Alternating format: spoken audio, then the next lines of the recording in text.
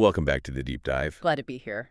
Usually when we start these conversations, I like to ease you in. Right. Maybe we talk about a broad concept or throw in a little bit of trivia to get the brain warmed up. But today... Today we are walking straight into a storm. We really are. We are looking at Releasing 10 by Chloe Walsh. And I have to be honest with you, right out of the gate, this material is going to demand a lot from you emotionally. A lot. It's going to pull your heart in about 50 different directions all at once. It really is. I mean, I've read a lot of contemporary fiction, a lot of character studies, but this book, it sits in a category of its own. Yeah. It is incredibly heavy, but it's also undeniably magnetic. It is. And I think the reason it grabs people so hard is the contrast. That's the hook. Absolutely. On one side of the coin, you have this incredibly vivid, almost aching nostalgia. We're in the south of Ireland, specifically Cork, in the early 1990s. Ballylagan. Right, Ballylagan. So I want you to picture the era. Saved by the Bell is on the TV. You've got Nirvana playing on a loop in someone's Walkman. Yes. You're eating jelly snakes. You're blowing into the cartridge of your Super Nintendo to get it to work. The classic fix. Exactly. It feels like magic. It feels like the innocence of childhood. And then you flip that coin over. Yeah. And on the other side, you have a backdrop that is suffocatingly dark. We aren't just talking about sad things happening. Yeah. We are talking about severe, undiagnosed mental health struggles in a toddler. Which is, it's just so hard to read. It is. We are talking about generational family trauma that trickles down like poison. And most distressingly, we are talking about predatory sexual abuse happening right inside the home. Under the noses of the people who are supposed to be the protectors. Exactly. It's that dichotomy, the jelly snakes versus the predator, that makes this so gripping, but also so hard to read at times. Right. Now, for everyone tuning in, Releasing 10 is actually the 6th installment in the Boys of Tommen series. But, and this is crucial, it's a prequel. It's an origin story. Yes. Which means we are going back to the absolute beginning. We are reconstructing the formative years of two central characters. Lizzie Young and Hugh Biggs. Exactly. The timeline we're looking at runs from roughly June 1991 to late 1994. So we're watching them grow from toddlers into young children. Lizzie is 3 years old when we start. Hugh is 4. Which is terrifyingly young for the themes we are about to discuss. It is. But our mission for this deep dive isn't just to recap the plot. You can get a plot summary anywhere. We want to understand the mechanics of this trauma. Exactly. We want to analyze how the bond between Lizzie and Hugh, which fans of the series know is legendary, was actually forged. Why is it so intense? Why is it unbreakable? Right. And to do that, we have to analyze the monsters. But the internal ones Lizzie fights in her own mind, and the external, very real human monsters that threaten to destroy her. And we also need to talk about the setting, because in this story, the setting is practically a character itself. Oh, for sure. As we mentioned, we are in Ballylagan, Cork, and the source material provides a glossary of Irish slang, which is just essential for understanding the texture of this world. Oh, I love the glossary. It really grounds you. It does. You have words like culchie, which is basically a country person. Culchie. You have shift, which means to kiss. Gaff for house. Right. It's not just Ireland. It's a very specific working class and middle class 90s Irish reality. Absolutely. It sets the stage for the social dynamics we'll see later. But let's not get ahead of ourselves. Well, let's dive in. We need to start where the trauma starts, the silent struggle. Let's unpack this. We start in June 1991. Lizzie Young is 3 years old. And right away, we see that she is not having a typical childhood. No, she's not. At 3 years old, Lizzie is nonverbal. Completely silent. Now, in modern terms, looking at the symptoms described, we would likely look at selective mutism, or perhaps sensory processing disorder, or some form of neurodivergence. Right. But we have to remember, this is 1991 in rural Ireland. The medical understanding and the stigma was very different. The terminology the doctors use in the text is intense.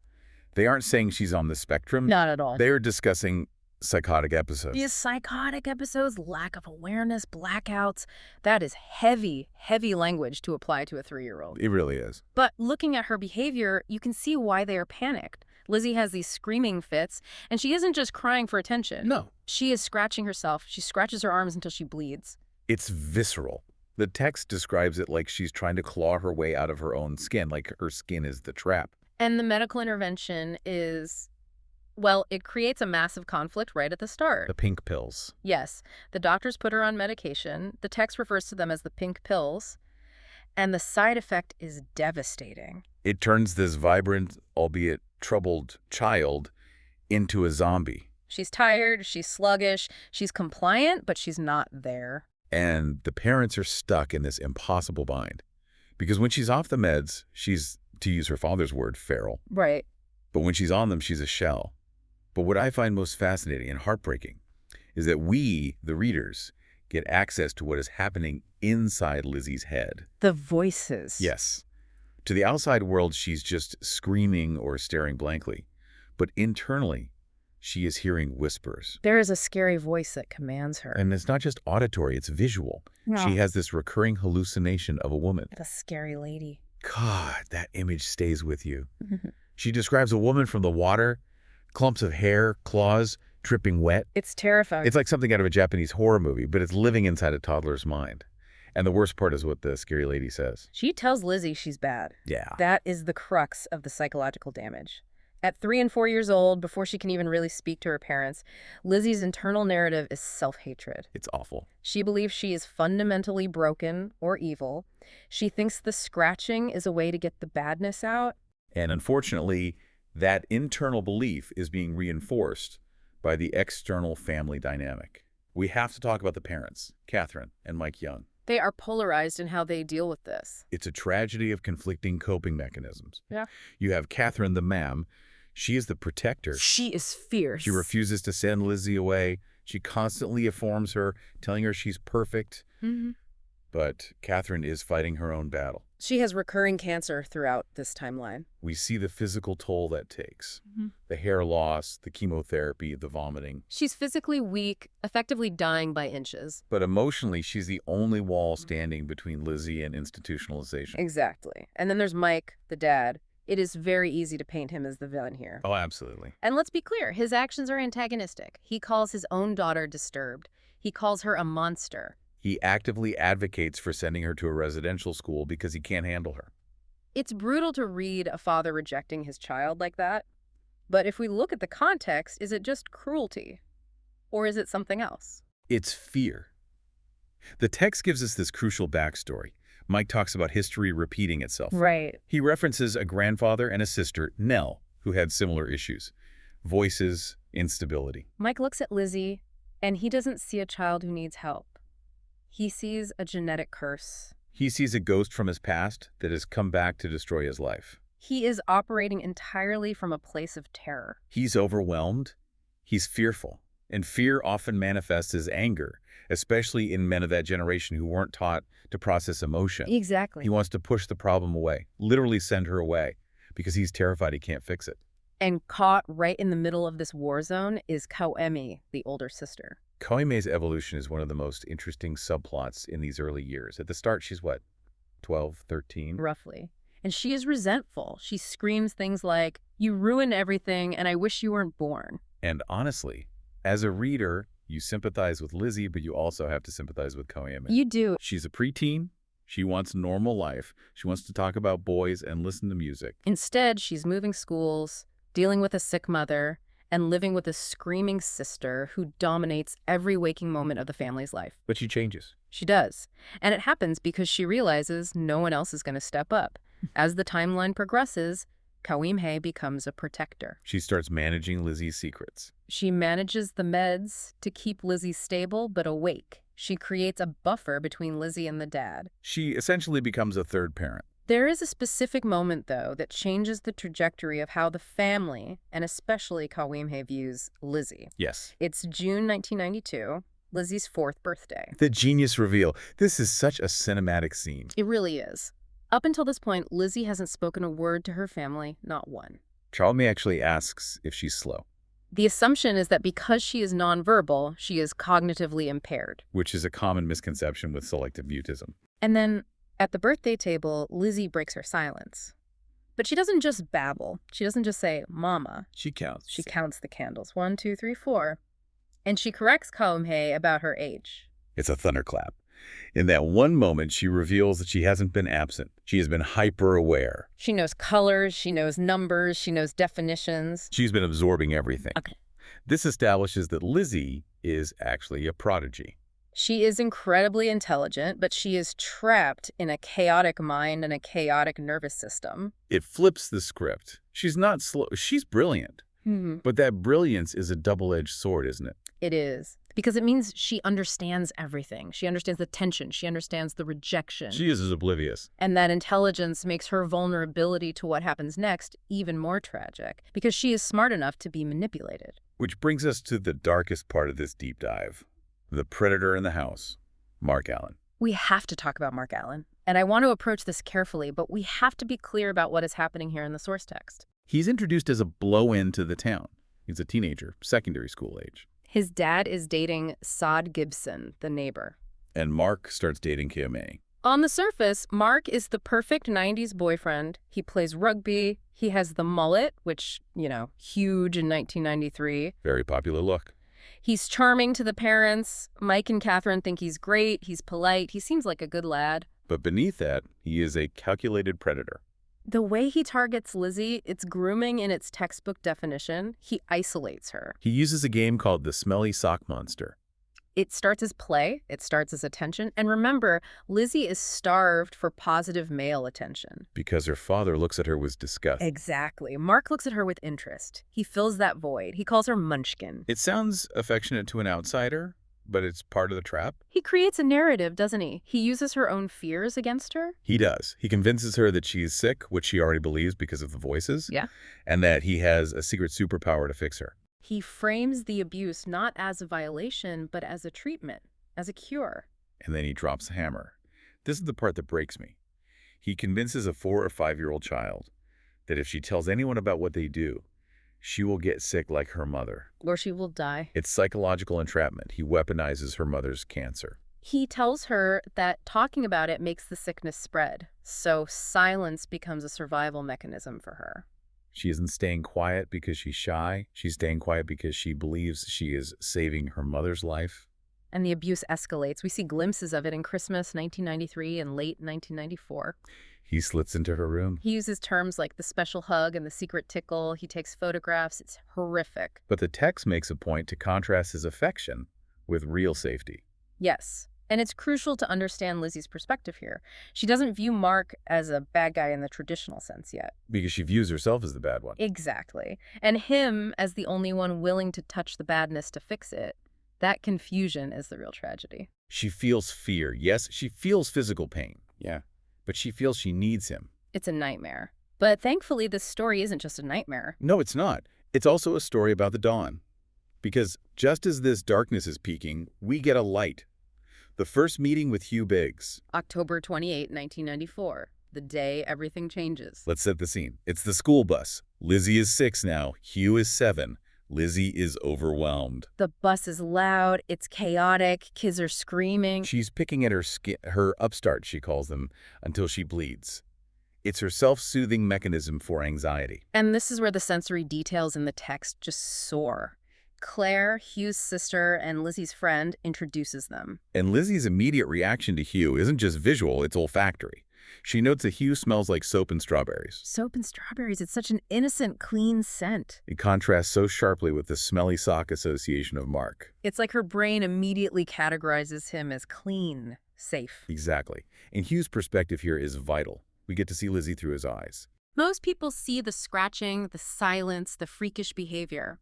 Hugh looks at her and sees her white blonde hair, her pale skin, and he thinks she looks like an angel or a ghost. He calls her eyes whiskey eyes. Whiskey eyes. I love that description. He is immediately fascinated. He doesn't recoil. That's the key. He sees her strangeness and he leans into it. He isn't repelled. He's drawn in. And they bond over music. He hands her his Walkman headphones. Do you remember the track? It's Rusted Root, Send Me On My Way. Which is just the ultimate feel-good 90s track. You can't be sad listening to that song. You really can't. And Lizzie, being Lizzie, with no filter because she doesn't understand social norms, tells him he gives her the hots. She tells a 7-year-old boy he gives her the hots. She does. She doesn't fully understand what it means. She just knows she feels warm and safe, and she's heard people say that on TV. And Hugh Bless him. He's blushing, he's awkward, but he validates it. He tells her she gives him the hots, too. It's this moment of pure, innocent connection. Hugh is the first person outside of her mother who sees Lizzie as special rather than broken. That dynamic is cemented a few days later at Hugh's 7th birthday party, Halloween, 1994. The costumes here are fantastic. It's serendipity. It's fate. It's a fancy dress party. All the other girls are princesses or fairies in pink dresses. Lizzie shows up dressed as Dr. Sattler from Jurassic Park. Khaki shorts, tie-up shirt, and Hugh. He's Dr. Grant. They are a matching set without even planning it. It symbolically aligns them immediately. They're on the same team. She's not trying to be a princess. She's an adventurer, a scientist, just like him. And let's look at the gifts. She gives him Mortal Kombat 2 for the Super Nintendo. Which for a 7-year-old boy in 1994 is the holy grail. It shows she listens. She knows what he likes. But the card she makes him is where we see the intellectual bond form. She's written a card. Yeah. And Hugh, who prides himself on being smart, he's a reader, he's top of his class, he challenges her. He thinks, okay, you're in junior infants, let's see what you know. The battle of wits. He quizzes her on books, on characters, and she doesn't just match him, she beats him. She can spell better, count better, recall better. She reveals she's actually younger than him, but intellectually she's miles ahead. And this is a crucial character moment for Hugh.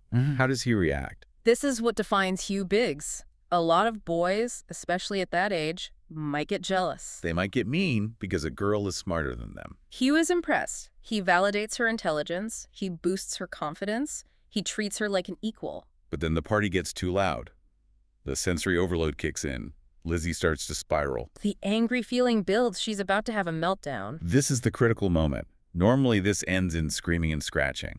But Hugh intervenes. He doesn't judge her. He sits with her on the window seat. He takes her hands. He physically stops her from scratching. He anchors her. He grounds her. And Lizzie describes her anxiety as fluttercups, a mix of butterflies and hiccups. Fluttercups. That is such a perfect child's description of anxiety. It is. And Hugh doesn't dismiss it. He admits he has them too. He says, I think I caught them too. He normalizes her physical sensations. He turns her panic into a shared experience. That is profound empathy for a 7-year-old boy. It really is. And this party also serves as the launch pad for the wider friend group. The formation of the 6. We have the core group, Hugh and Lizzie. Then we have Claire Biggs, Hugh's younger sister. We have Patrick Feely. We have Shannon Lynch. And we have Gerard Gibson. Gibbsy. We have to talk about Gibbsy. He is the comic relief, but there is so much pain there. Oh, absolutely. Gibbsy is a character study in deflection. At the party, he tries to stuff 9 jelly snakes into his mouth and ends up vomiting. He's the class clown. But the context is that his parents, Joe and Sod, are separating. His mother is dating Keith Allen Mark's dad, and Gibbsy hates it. He is acting out to cope with his world falling apart. And then there's the incident at the school gate involving Shannon and her brother Joey Lynch. This is where we see the social hierarchy of the town. Right. Shannon is being bullied. She's being called a scab because she's from the Lynch family, who are seen as the wrong sort, from the poorer area. And Joey Lynch, who has a reputation as a scumbag or a tough guy, steps in. He violently defends his sister. And Lizzie watches this. She sees Joey's anger. And instead of being scared, she admires it. Because she has that same rage inside her. She sees Joey expressing what she's forced to suppress. It's a moment of recognition. But the group really solidifies during the Halloween heist. The egging of Old Murphy's house. Classic childhood mischief. Old Murphy is the neighbor who pops their footballs, so they sneak out to egg his house. But Hugh gets caught. Murphy grabs him. And Lizzie, the girl who is usually paralyzed by fear, launches herself at this grown man. She bites him. She physically attacks an adult to save Hugh. It proves her loyalty is absolute. And afterward, when they are hiding, they form a pact. They pile their hands together. A star is better than a square. Right. There are 5 of them there. Hugh, Gibbsy, Patrick, Claire, Lizzie. A square has 4 corners. But with Lizzie, they make a star. They promise to stick together no matter what. It's the foundational vow of the series. I want to talk about the environment they're growing up in, because the contrast between the families is really important. It's night and day. Lizzie lives at Old Hall House. It's a mansion, a massive estate. It screams wealth. But inside, it's cold, it's filled with tension, the smell of illness, secrets, and the threat of Mike's anger. And then you have Avoca Greystones, where the Biggses and Gibsons live. It's a housing estate. It's warm, it's chaotic. Sinead and Pete Biggs have an open-door policy. They're raising Hugh to be a gentleman, but they are also deeply affectionate. Lizzie goes there and feels safe. Sinead Biggs treats Lizzie with kindness. She mothers her when Catherine can't. In the cultural texture, we mentioned the glossary earlier, but the humor in this book really cuts through the darkness. There is a scene at the breakfast table involving Patrick Feely that had me laughing out loud. The birds and bees conversation. It's incredible. Feely is a farmer's son. So, when the topic of reproduction comes up, he explains it in the only terms he knows. Agricultural terms. He talks about bulling a cow and using an insemination gun. And Lizzie, Claire, and Gubsy are just horrified. They are traumatized. It's that innocence of childhood clashing with the literal mechanics of life. It grounds the story. These are just kids trying to figure out the world. But while they are figuring out the world, Lizzie and Hugh are figuring out each other. The relationship shifts from just friendship to something deeper. We see it at the swimming pool in late 1994. This scene is terrifying and beautiful. Lizzie jumps into the deep end. She cannot swim. She just jumps. She jumps because Hugh is there. She says she trusts him to catch her. And he does. He does. But the symbolism is heavy. Lizzie feels like she is constantly drowning in her trauma, in her mind, in the abuse. Hugh is the only one who can pull her to the surface. He is her lifeline. And she is direct about her feelings. She tells him, I have a crush on you. And Hugh, despite the social pressure of boys his age, admits he likes her back.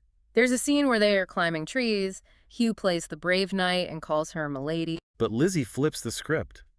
She doesn't want to be the damsel. She says she wants to be a knight too. She wants agency. She wants to be strong like him. Precisely. And Hugh creates the space for that.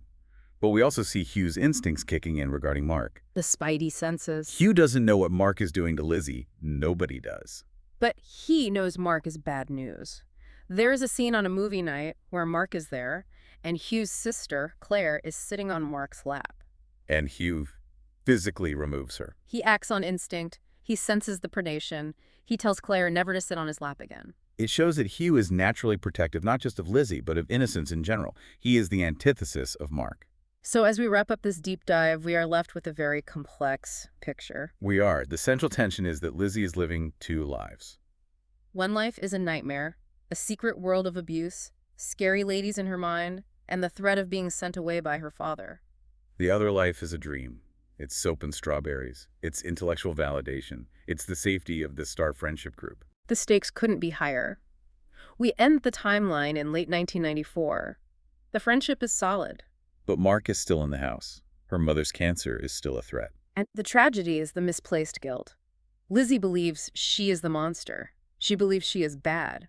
The text shows us a little girl trying to scratch the bad out of her own skin. But we, the listeners, know the truth. The true monster is the normal, handsome teenager being welcomed into their homes, eating their food, dating the sister. It's a harrowing realization. As Lizzie and Hugh promise no matter what, you are left wondering, can childhood innocence survive when the predators are inside the gates? That is the question Releasing 10 asks. And the answer is messy, painful, but ultimately rooted in the strength of that bond. It's a story about resilience and the things we survive when we have even one person who sees us clearly. What a deep dive. Thank you for walking us through this, and thank you to you listening for joining us. Take care of yourself seriously. Take a breath after this one, and we'll see you next time.